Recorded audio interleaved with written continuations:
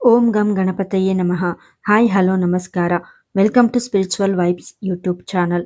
ನವರಾತ್ರಿ ಹಬ್ಬವು ಒಂದೆಡೆ ದುರ್ಗಾದೇವಿಯೊಂದಿಗೆ ಸಂಬಂಧವನ್ನು ಹೊಂದಿದ್ದರೆ ಇನ್ನೊಂದೆಡೆ ರಾಮನೊಂದಿಗೆ ಸಂಬಂಧವನ್ನು ಹೊಂದಿದೆ. ನವರಾತ್ರಿ ಹಬ್ಬ ಆರಂಭವಾಗಿದ್ದು ಹೇಗೆ? ನವರಾತ್ರಿಗೂ ದುರ್ಗಾದೇವಿಗೂ ಇರುವ ಸಂಬಂಧವೇನು? ಎಲ್ಲದರ ಬಗ್ಗೆ ಸಂಪೂರ್ಣ ಮಾಹಿತಿಯನ್ನು ನೀಡಲಾಗಿದೆ. ಈ ವಿಡಿಯೋ ತಪ್ಪದೆ ನೋಡಿ. ದುರ್ಗಾದೇವಿ. ನವರಾತ್ರಿ ಹಬ್ಬವನ್ನು ನವದುರ್ಗೆಯರ ಆರಾಧನೆಯ ಭಾಗವಾಗಿ ಆಚರಿಸಲಾಗುತ್ತದೆ. ಅನೇಕ ಪೌರಾಣಿಕ ಕಥೆಗಳು ಮತ್ತು ಧಾರ್ಮಿಕ ಗ್ರಂಥಗಳು ನವರಾತ್ರಿ ಹಬ್ಬದ ಕುರಿತು ಸಾಕಷ್ಟು ಮಾಹಿತಿಯನ್ನು ನಮಗೆ ನೀಡುತ್ತದೆ. ನವರಾತ್ರಿ ಎನ್ನುವ 9 ದಿನಗಳ ಹಬ್ಬ ಹೇಗೆ ಆರಂಭವಾಯಿತು ಎಂಬುದನ್ನು ನಾವು ಇವುಗಳ ಮೂಲಕ ತಿಳಿದುಕೊಳ್ಳಬಹುದು.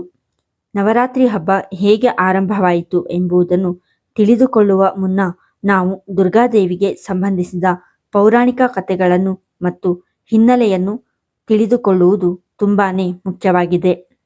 ಹಿಂದೂ ಧರ್ಮದಲ್ಲಿ ನವರಾತ್ರಿಯನ್ನು ಏಕೆ ಆಚರಿಸುತ್ತಾರೆ? ಈ ಹಬ್ಬ ಆರಂಭವಾಗಿದ್ದು ಹೇಗೆ? 1. ಮಹಿಷಾಸುರ ಸಂಹಾರಕ್ಕೆ ಸಂಬಂಧಿಸಿದ ಕಥೆ. ನವರಾತ್ರಿ ಹಬ್ಬ ಹೇಗೆ ಆರಂಭವಾಯಿತು ಎಂಬುದನ್ನು ನಾವು ತಿಳಿದುಕೊಳ್ಳಲು ದುರ್ಗಾದೇವಿ ಮತ್ತು ಮಹಿಷಾಸುರನ ನಡುವೆ ನಡೆದ ಯುದ್ಧದ ಕುರಿತು ಮೊದಲು ತಿಳಿದುಕೊಳ್ಳಬೇಕು. ಪೌರಾಣಿಕ ಕಥೆಗಳ ಪ್ರಕಾರ ಮಹಿಷಾಸುರ ದೈತ್ಯ ರಾಕ್ಷಸ.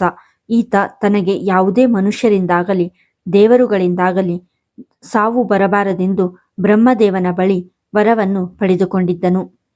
ಈ ವರವನ್ನು ಪಡೆದ ಅಹಂಕಾರದಿಂದಾಗಿ ಮಹಿಷಾಸುರನು ತನ್ನಲ್ಲಿದ್ದ ಶಕ್ತಿಯನ್ನು ದುರುಪಯೋಗಪಡಿಸಿಕೊಳ್ಳಲು ಪ್ರಾರಂಭಿಸಿದನು.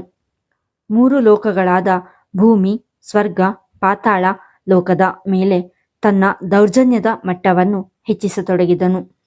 ಅವನು ದೇವತೆಗಳನ್ನು ಸೋಲಿಸಿ ಅವರನ್ನು ಸ್ವರ್ಗಲೋಕದಿಂದ ಹೊರಹಾಕಿ ಸ್ವರ್ಗವನ್ನು ತನ್ನ ಹಿಡಿತಕ್ಕೆ ತೆಗೆದುಕೊಂಡನು.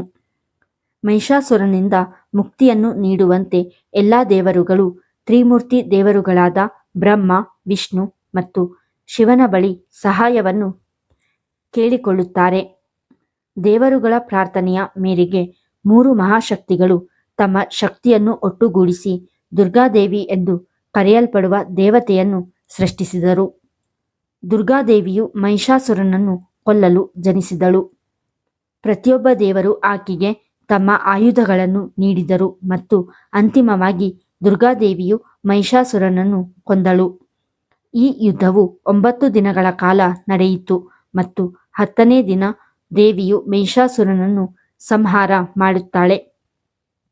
ದುರ್ಗಾದೇವಿಯ ಈ ವಿಜಯದ ಸಂಕೇತವಾಗಿ ಆಕೆಯನ್ನು ಮಹಿಷಾಸುರ ಮರ್ದಿನಿ ಎಂದು ಕರೆಯಲಾಗುತ್ತದೆ ಮತ್ತು ಅದಕ್ಕಾಗಿಯೇ ನವರಾತ್ರಿಯ ಹಬ್ಬವನ್ನು ಆಚರಿಸಲಾಗುತ್ತದೆ.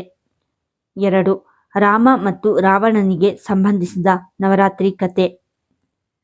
ನವರಾತ್ರಿಗೆ ಸಂಬಂಧಿಸಿದಂತೆ ದುರ್ಗಾದೇವಿಯ ಕಥೆ ಮಾತ್ರವಲ್ಲ, ರಾಮ ಮತ್ತು ರಾವಣನಿಗೆ ಸಂಬಂಧಿಸಿದ ಇನ್ನೊಂದು ಪ್ರಮುಖ ಕಥೆಯ ಉಲ್ಲೇಖವನ್ನು ನಾವು ನೋಡಬಹುದಾಗಿದೆ.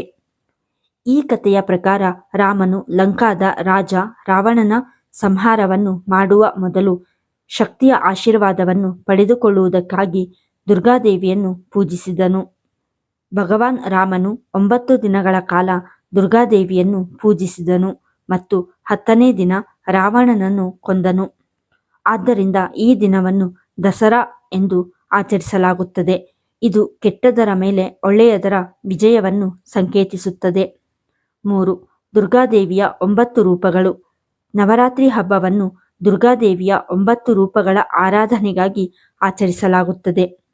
ನವರಾತ್ರಿಯ 9 ದಿನವೂ ತಾಯಿಯ 9 ರೂಪಗಳಾದ ಶೈಲಪುತ್ರಿ, ಬ್ರಹ್ಮಚಾರಿಣಿ, ಚಂದ್ರಘಂಟ, ಕೂಷ್ಮಾಂಡ, ಸ್ಕಂದಮಾತಾ, ಕಾತ್ಯಾಯಿನಿ, ಕಾಳರಾತ್ರಿ, ಮಹಾಗೌರಿ ಮತ್ತು ಸಿದ್ಧಿದಾತ್ರಿಯನ್ನು ಪೂಜಿಸಲಾಗುತ್ತದೆ.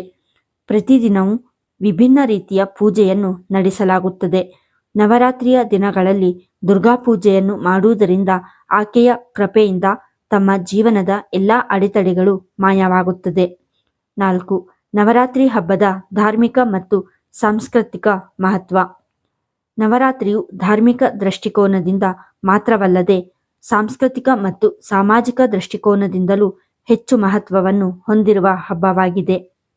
ಈ ಹಬ್ಬವನ್ನು ಭಾರತದ ಅನೇಕ ಭಾಗಗಳಲ್ಲಿ ವಿವಿಧ ರೀತಿಯಲ್ಲಿ ಆಚರಿಸಲಾಗುತ್ತದೆ. ಗುಜರಾತಿನಲ್ಲಿ ಗರ್ಬಾ ಮತ್ತು ದಾಂಡಿಯಾವನ್ನು ಆಯೋಜಿಸಿದರೆ, ಬಂಗಾಳದಲ್ಲಿ ಈ ಹಬ್ಬವನ್ನು ದುರ್ಗಾ ಪೂಜೆ ಎಂದು ಬಹಳ ವಿಜೃಂಭಣೆಯಿಂದ ಆಚರಿಸಲಾಗುತ್ತದೆ. ಇದಲ್ಲದೆ ರಾಮಲೀಲಾವನ್ನು ಉತ್ತರ ಭಾರತದಲ್ಲಿ ಆಯೋಜಿಸಲಾಗಿದೆ.